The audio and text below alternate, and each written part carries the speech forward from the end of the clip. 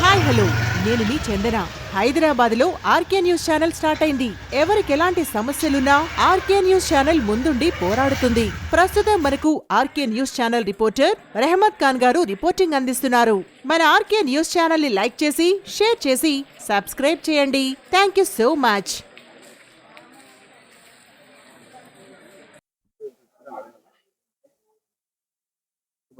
తేదీ 18/1/2025 నాడు సుబ్బమ్మ అనే మహిళ పోలీస్ స్టేషన్కి వచ్చి ఫిర్యాదు ఇవ్వడం జరిగింది. ఆ మహిళ ఫిర్యాదులో తనకి ముగ్గురు కుమార్తెలు ఉన్నారని, పెద్ద కుమార్తె అయినటువంటి మాధవికి గత 13 సంవత్సరాల క్రితం గురుమూర్తి అనే వ్యక్తితో వివాహం జరిగిందని, జరిగిన తర్వాత ఒక లాస్ట్ 5 years నుంచి వాళ్ళు ఇక్కడ మిరిపేట పరిధిలోని జిల్లెలగూడలో నివాసం ఉంటున్నారు. గురుమూర్తి ఆర్మీలో పనిచేసి రిటైర్ అయ్యి ప్రస్తుతం మన కంచనబాగులో సెక్యూరిటీ గార్డ్గా పనిచేస్తుండు. వాళ్ళకి ఇద్దరు పిల్లలు సంతానము.